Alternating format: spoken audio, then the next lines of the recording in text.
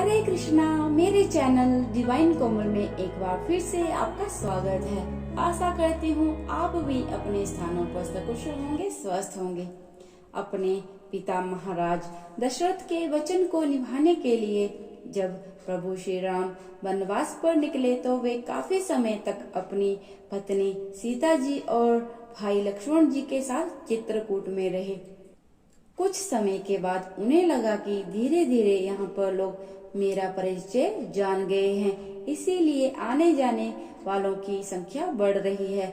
यदि यहाँ पर अधिक भीड़ हो गई तो यहाँ के ऋषि मुनियों को बड़ी परेशानी होगी। बस इसी विचार से उन्होंने चित्रकूट छोड़ने का निर्णय कर लिया और वहाँ के मुनियों से एक एक करके भेंट करते हुए विदा लेने की आज्ञा मांगी।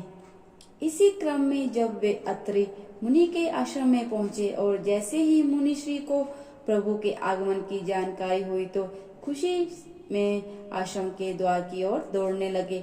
महामुनि को दौड़ते हुए आते देख प्रभु भी बड़े बड़े पग भरते हुए उनके नजदीक पहुंचे। जैसे ही प्रभु ने उन्हें दंडवत प्रणाम किया, मुनि ने उन्हें उठाकर हृदय से लगा लिया और प्रेम के आंसू बह निकले। इन आंसुओं से दोनों भाई नहा से गए। श्री राम को माता जानकी और लक्ष्मण जी के साथ मुनि निहारते ही रहे। फिर वे उन्हें आदर पूर्वक अपने आश्रम के भीतर ले गए। पूजन करने के बाद मुनि जी ने उन्हें खाने के लिए मूल और फल दिए। आसन पर विराजमान प्रभु को देख मुनि श्रेष्ठ हाथ जोड़कर उनकी स्तुति करते हुए बोले, हे भक्त वत्सल, हे कृपालु, हे कोमल स्वभाव वाले, मैं आपको नमस्कार करता हूँ।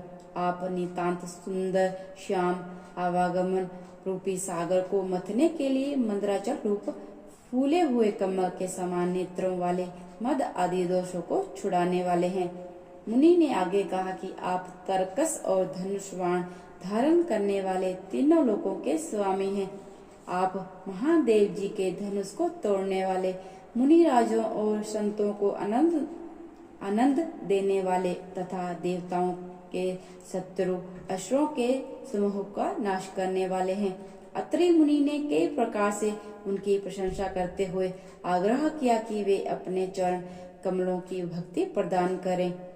इधर सीता जी ने अत्रि मुनि की पत्नी अनसुईया जी के चरण पकड़कर भेंट की। उन्होंने सीता जी को आशीष देते हुए अपने बगल में बिठा लिया। इसके बाद उन्होंने स्त्री धर्म का उपदेश देते हुए कहा, हे राजकुमारी, माता पिता भाई सभी हित करने वाले होते हैं, किंतु ये सब एक सीमा तक ही सुख देते हैं। हे जानकी, पति तो असीम सुख देने वाला होता है, वह स्त्री धर्म है, वह स्त्री अधम है जो ऐसे पति की सेवा नहीं करती। उन्होंने कहा, धैर्य, धर्म, मित्र और स्त्री, इन चारों की विपत्ति के समय ही परीक्षा होती है।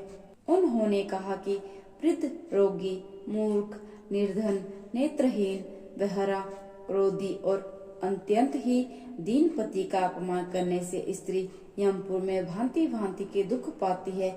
माता अनसुईया ने कहा, स्त्री के लिए एक ही व्रत, नियम और धर्म है कि वह शरीर, वचन और मन से पति के चरणों में प्रेम करे।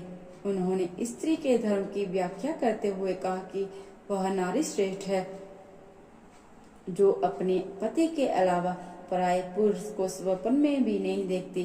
दूसरी पतिव्रता वे है जो पराये पुरुष को अपने भाई, पिता या पुत्र के समान देखती है। तीसरी वे है जो अपने पति को धोखा देकर पराये पति से प्रेम करती है, वह तो घोर नरक में पड़ी रहती है। चौथी वे होती है जो पति के प्रतिकूल चलती है। पतिव्रत धर्म के कारण ही तुलसी जी पवित्र हैं। जानकी जी ने उनसे जीवन की सीख प्राप्त कर परम सुख पाया और उनके चरणों में सिर नवाकर आशीर्वाद लिया।